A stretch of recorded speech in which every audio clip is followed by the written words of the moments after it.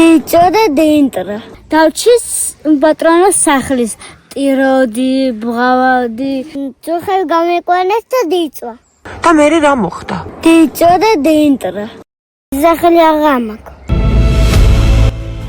ეს 6 წლის მაგდაა. მაღალმთიანი აჭარიშვილი. თამაშის დროს ფეხი დაუცდა და სიმაღლიდან გადმოვარდა. ბავშვს თავის ქალა ახადეს.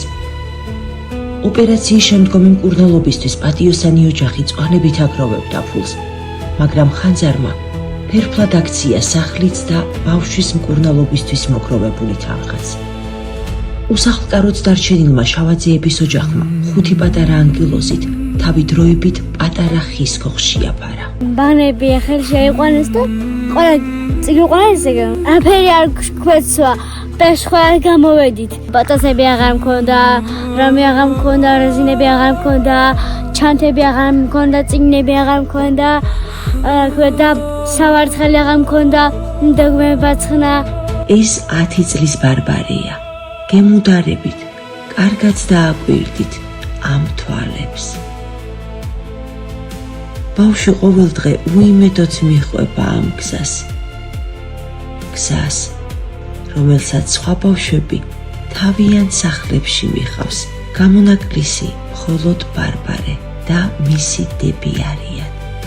ცეცხლში ჩაიწვა არა მხოლოდ სახლი, არამედ რაც ყველაზე მთავარია, შანსი და იმედი პატარა გოგონას გამოჯანმრთელების.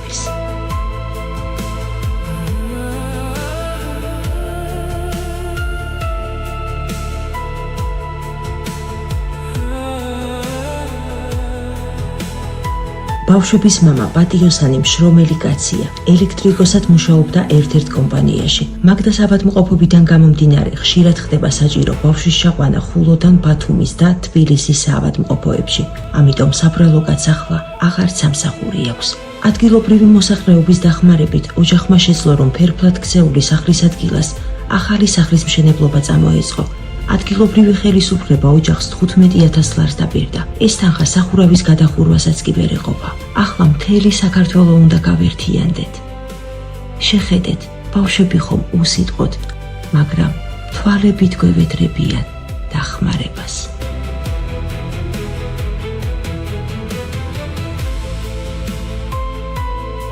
გადარიცხეთ ნებისმიერი თანხა ჩერნოვეცკის ფონდის ოფიციალური საიტის მეშვეობით.